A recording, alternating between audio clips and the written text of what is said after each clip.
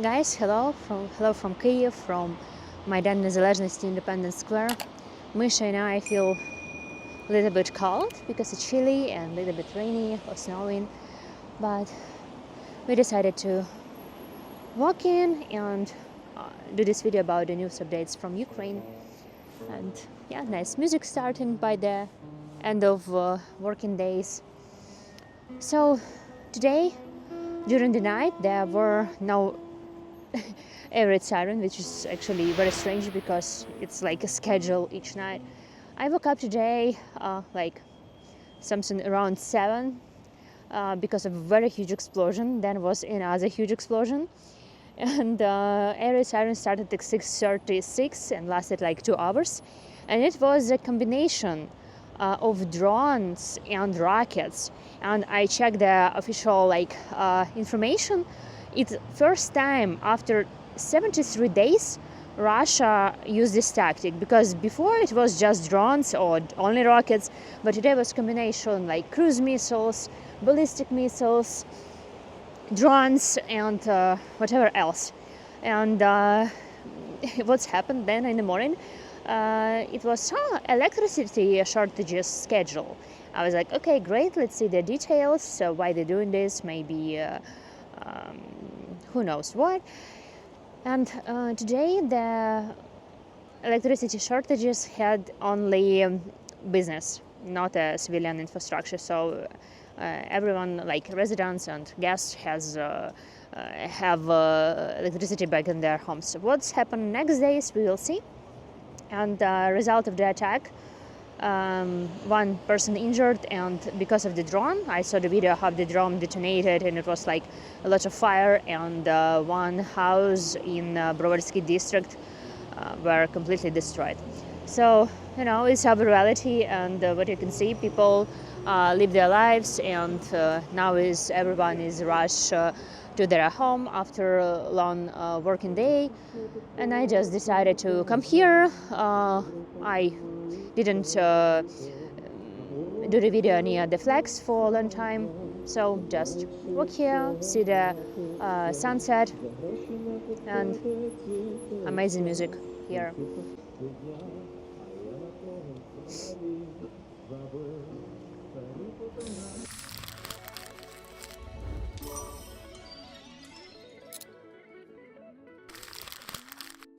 In Kyiv we have some places with photos of fallen soldiers.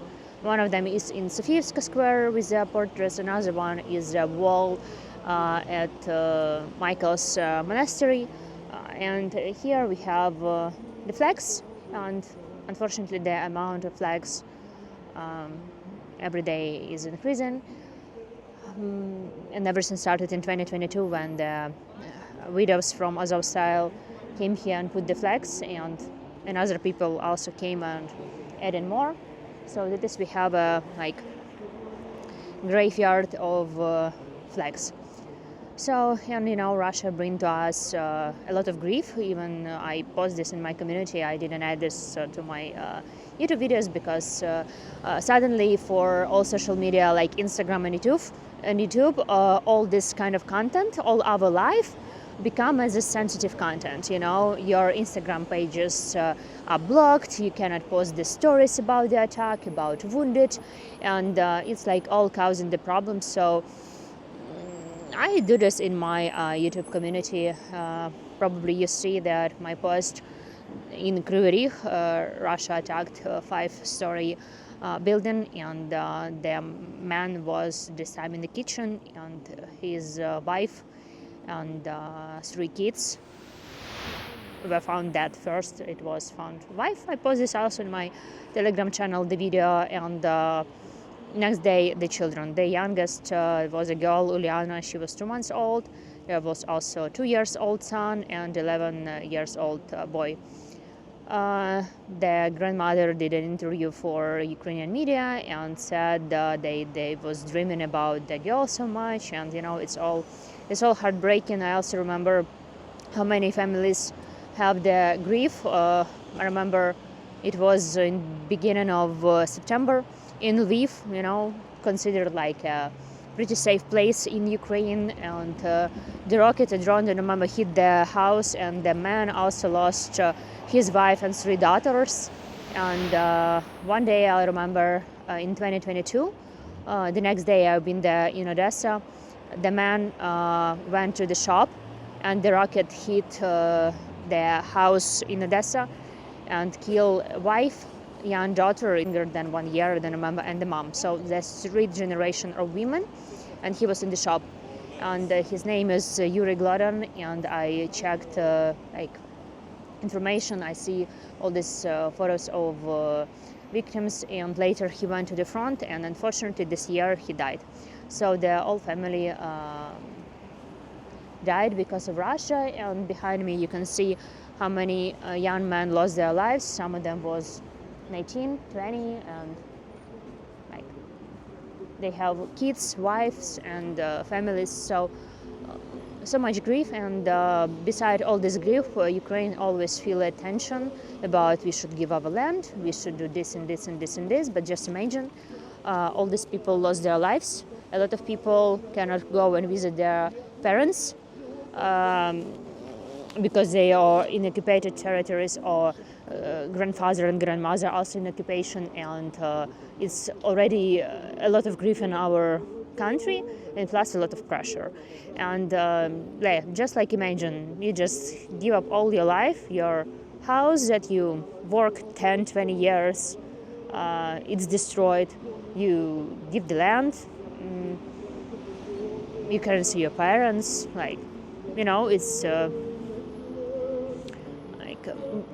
sometimes I feel like a lot of people are angry at Ukraine that we did something wrong, but actually we didn't, and Russia worked perfectly at their propaganda. And sometimes what I listen or read from other people, I was just understand like, yeah, great. And Russia put a lot of money for bots, and that they spread a lot of things in social media and making the fake accounts. So Russia about this doing the great job.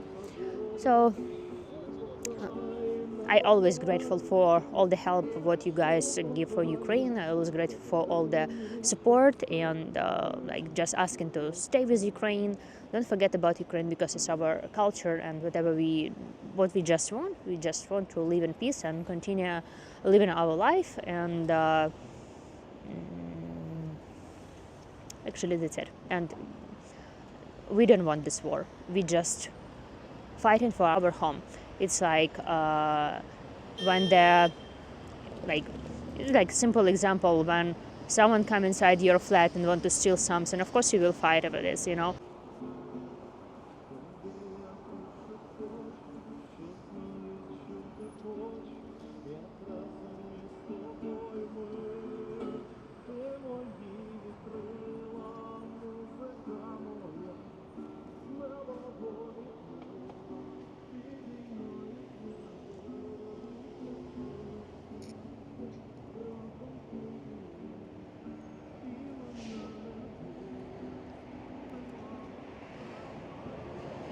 All this place when I walk, I see here soldiers or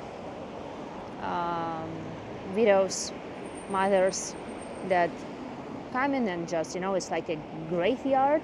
That come into their loved ones, finding their photo, saying hi, speaking to them. So, and that has happened like exactly in the center of Kyiv. And I have photos from 2021. I think once I did this video and posting that I have no glue. I just taken fun photo here. I will show you with the tulips. It was May. It was a lot of tulips in Maidan, and I just was wearing like funny skirt, smiley, and someone else took a picture. And I have no idea that next year this will be a graveyard of flags, and it will be the full invasion to my country, and I will change my mind, and I will, like I can say, I become completely other person that goes through the war in 2022. This was the place behind me. Turn the camera and find this in my album.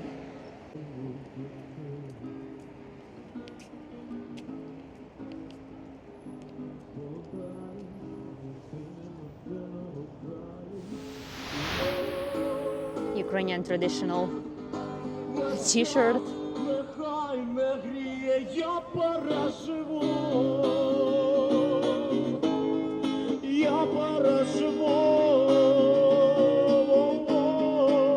Та ти не пробачиш Богові жорстокість його дітей. І поїзд поїде без нас, тож я не маю інших ідей, окрім як чекати, я сам не свій від болю.